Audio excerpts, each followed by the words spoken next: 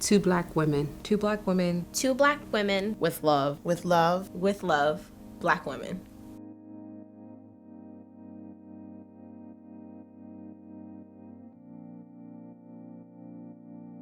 This one's gonna be hard for me. It's gonna be hard? Why? Because I'm a black woman and I'm experiencing this now and I don't have all the answers.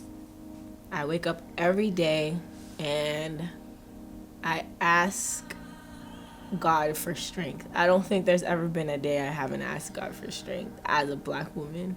To me, being a black woman, now I just have more responsibilities. Graduated college and have a full-time job. Also figuring out, what I want my future to be. And if the color of my skin will get in the way of whatever I want to do next. Black women are often targeted because we are the ones to go out and vote. We are the ones that will run organizations. So we had to be educators, we had to work, and we had to do all these different things. And I think that has created a beautiful human being, a unique human being who can multitask, who's multifaceted, who can move around in different areas. Black women really partly run this society, if you ask me, but obviously not without support. What does it mean to be a black woman? It means that I have to take on problems that are not necessarily my own and never, ever ask for anybody to support me. I think for me, it's being comfortable in who I am, understanding kind of the implications of what it means to be a black woman in terms of how do I show up in a space? How does society perceive me? And knowing all of that, how do I still thrive and go above and beyond? Being a black woman also means, I think, loving myself, but also loving other black women and supporting them. Because I think traditionally, black women have supported so much, whether it's their families, other black men, and kind of putting themselves to the side to support the community. I feel like generally a lot of black women have always told me that you need to fight harder for what you want. And I think that stands true today. But because of that, I feel like I'm definitely more powerful and definitely empowered by black women I know and talk to on a daily basis. I felt that I was given the short end of the stick. God drew out of a hat and told me who I was gonna be, and I had no say, and I got treated bad because of it. And there was a lot of lonely days, a lot of pain, and I think for a long time I honestly felt like there wasn't really a place for me. And so that really did affect my mental health. Therapy has had the type of impact that only someone who has struggled would understand. Some of the things that I have faced as a black woman have traumatized me, and it has impacted my mental health. A couple years back, when there were a lot of police shootings and they were shooting people of color, and it was hard because I have 4 sons and a husband and all of my brothers, and I'm constantly worried about their safety. No one wants to admit that they need help, and they definitely don't want anyone to know that mentally they're having issues. But I have a great therapist. And it's not something that I use every day, but it's nice to know that when I pick up the phone and I schedule an appointment, that I can do that, and there's no stigma attached. Growing up, you were told whatever happens in the house stays in the house. So if you had some issues, you were never told to go to a therapist or to tell anybody outside of the house. So women and men of color, there's no stigma attached to going to a therapist. And I think it's really important that when you're dealing with the type of issues that we face on a daily basis, that you get some help. Everybody says self-care, self-love, but I really don't know if they understand what that means. Finding someone to talk to. It is okay. Therapy is a beautiful thing. Counseling is a beautiful thing. And black women, more than anything, because of the stereotype, because we are supposed to be strong, we don't do it. But you need to do it. The only way we can make real change and move is to be honest with ourselves. And how are we honest with ourselves when we're telling ourselves we can't feel? That we have to close off a part of ourselves. in what world is that honesty? I often felt everything I did was never good enough or right. And when you get to a place where you feel like you have no real purpose in the world, your mental health is gonna be, as a human, like, affected. That's a fact. That is not anything I would wish on anyone. And I know there's a lot of people who go through that every day, feeling like an other. Me not being completely black has definitely, like, not necessarily hindered me, but definitely, like, I don't feel like I fit in necessarily. And I know, like, now, being at Bentley for 4 years, I know that Bentley and the whole experience isn't about necessarily fitting in. It's just about, like, doing your own thing. But definitely coming to Bentley, I definitely did not feel like I had necessarily a voice, because I wasn't, like, if I looked around, like, at orientation, whatever, I didn't see people like me. The first thing that people usually see is my outer shell. They see my skin color. And they make assumptions of who I am, what I can do, what I can't do, before they even give me an opportunity to do those things. And in the work world, a lot of times they assume I don't need help because I don't ask for it. And that's partly my fault. I don't ask because I'm not willing to show that there may be a weakness. So it's sort of a catch-22. If I ask for help, they view it as negative and I can't do my job. If I do my job without assistance, then I'm not a team player. But I don't see people openly asking, do you need help with anything? Like at my current job, I'm one out of 3 black women in the place, and I wonder if people look at me differently, or if I don't perform well one day, if they associate it with my background or what I look like.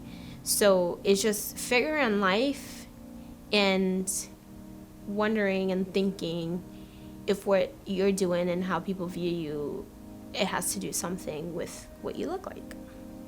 It kind of keeps you from being yourself all the way, but it also keeps you grounded in the fact that you kind of just look at what's important. And I'm there to make money regardless of people like it or not. So as small as it makes me feel, I just have bigger goals in mind.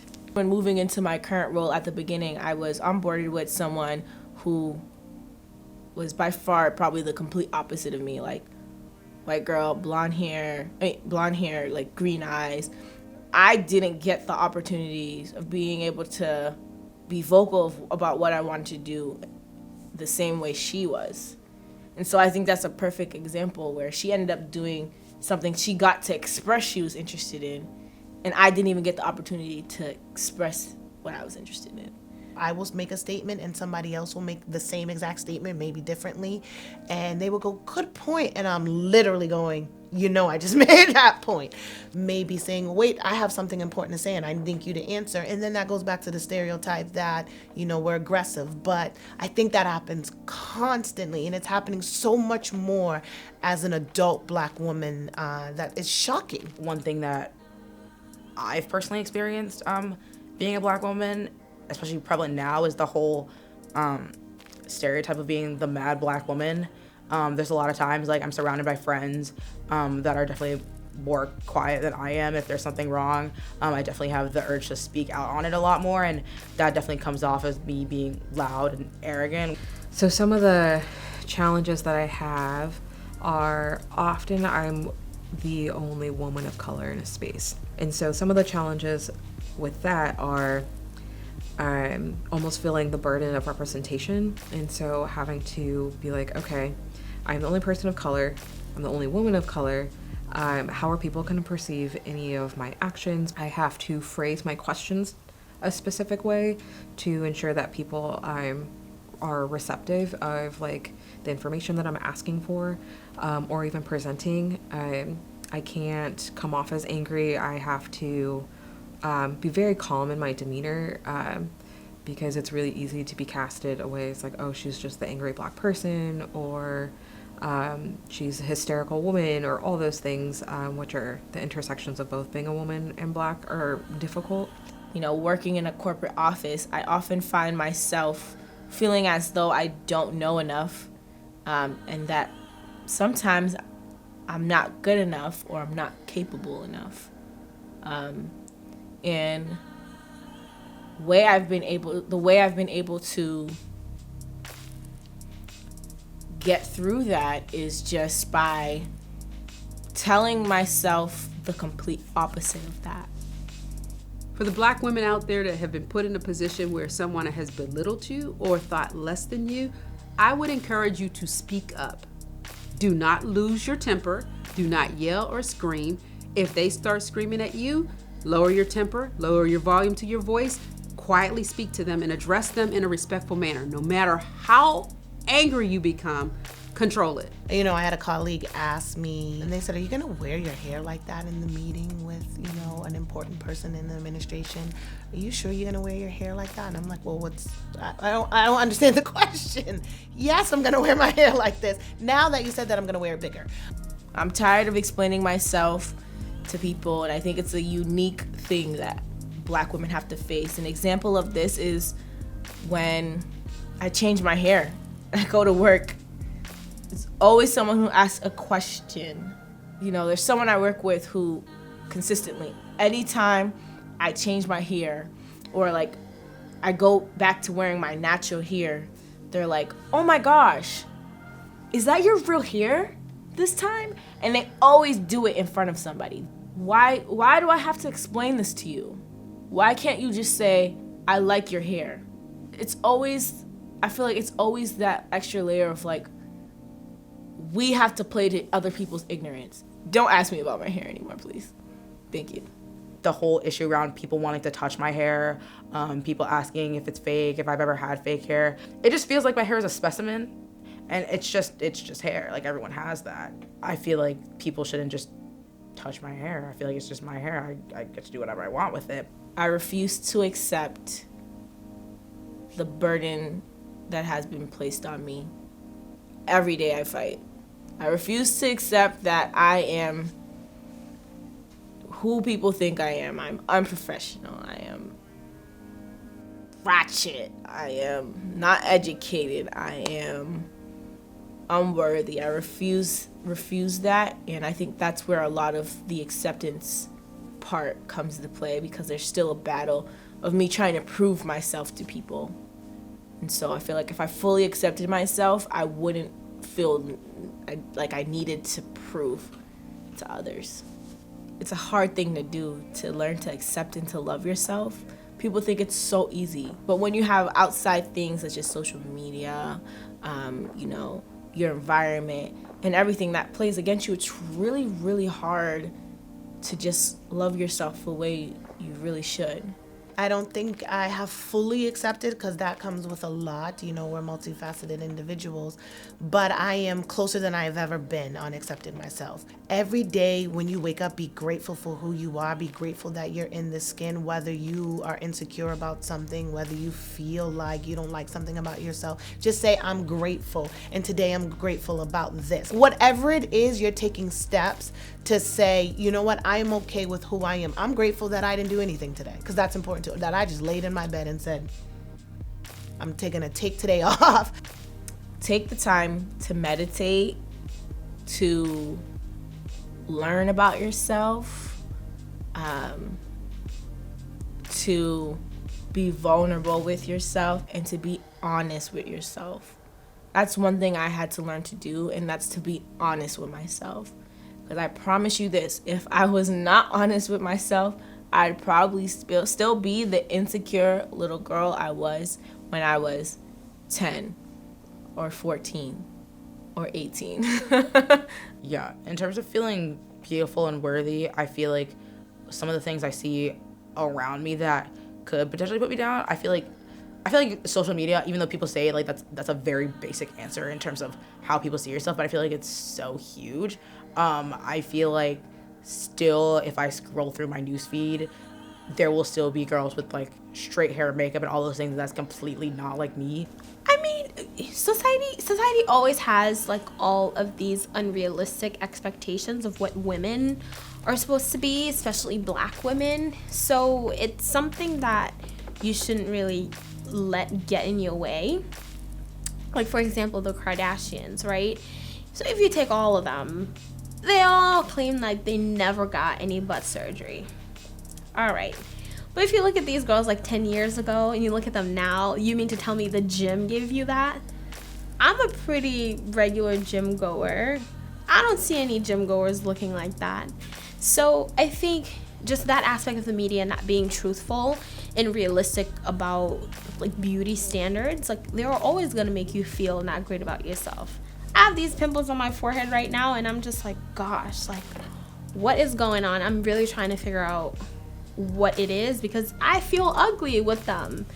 And, you know, because we all want the beautiful skin, chasing all of that. But, you know, I was washing my face this morning and I was having a conversation with myself and I just said, hey, like, this is just what it's going to be. They're going to stay there maybe for a while and you're just going to have to accept that. It doesn't make you any less of a person. Recognize that there are so many great things about you, about the culture, about just everything about who you are. And it's okay if you don't fit the quote unquote mold that is out there of what a Black woman's supposed to be. Society has tried to make me feel less than, but I remember I'm a queen. People just have to learn to love me or else not deal with me. There is a point where you can't worry about what people think because you have a life to live. Really sit down and think about what your passion, what you love. Because I think a lot of us are confused about who we are because we were told what we should be, how we should act. And I think when we get 30s, 40s, we are now starting to figure out, wait a minute, I didn't even like doing that. I didn't even want to go to school for that thing. Or I wanted to go to school and I didn't, or I didn't want to go to school. And I think this is the time for you to embrace, wait a minute, what am I passionate about? What do I really love? And not being afraid to take that leap, that things happen for a reason and that you are where you are supposed to be. And don't forget that. I keep saying that mantra. I am where I'm supposed to be. I have a purpose. I have a purpose. You don't realize that you're currently in a situation that you've been praying for because you're constantly like seeking for something more. So because it's, again, based on like society's standards, sometimes it may feel that you're not doing enough, but you are doing enough and you are enough. Find people who are just like you and practice being honest with them.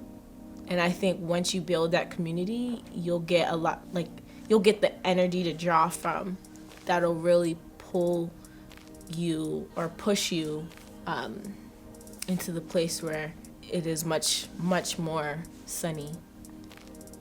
I've been blessed with a great group of friends who allow me to be my full self, and that's helped me a great deal. We are so supportive of each other, which I absolutely love. I love the encouragement that we give each other.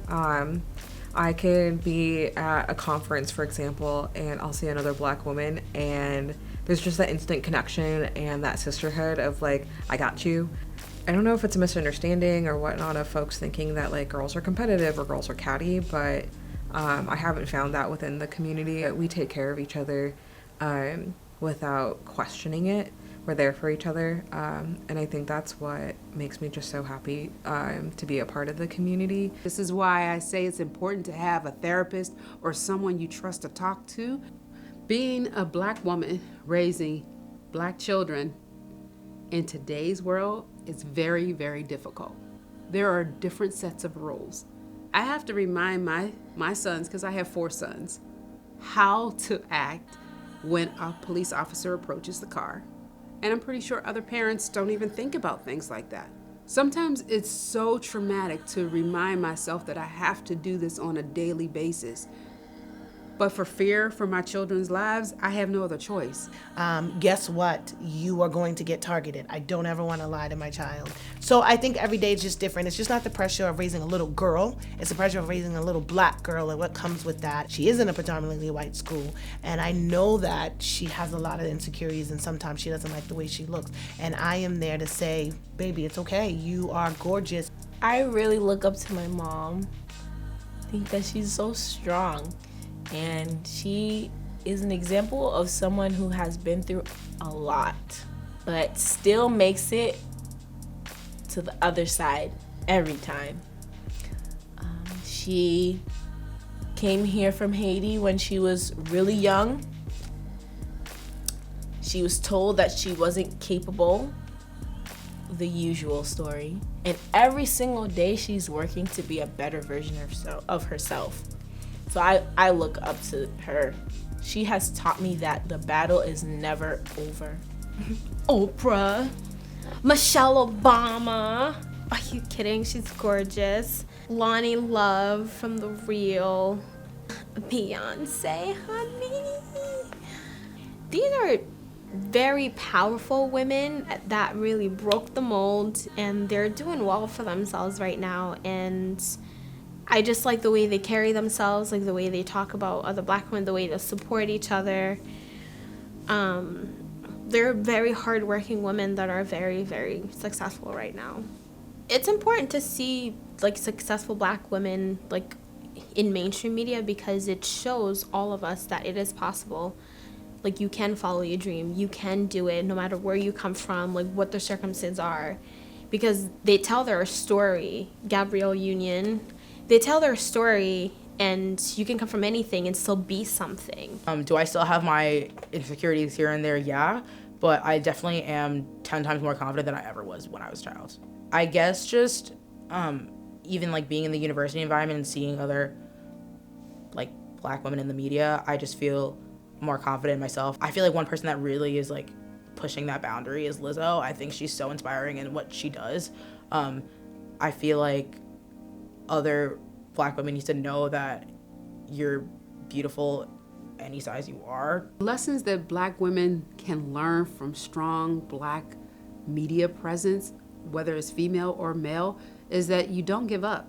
If you have a dream, you pursue it. You don't need to change who you are to fit a mold. You have to change the society and how society views you. We are going to be part of the biggest changes in this country, in our country's history. We are just really cool people. Black women are strength. Resilient. Resilient. Capable. Black women are determined and driven. Black women are beauty. Strong. Black women are multifaceted. Black women are beautiful. Full of grace. They are the change that our country needs in being progressive and moving forward, and increasing access to all identities and rights. Don't doubt who you are.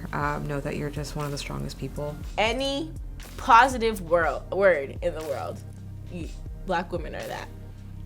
I love that. I love you guys.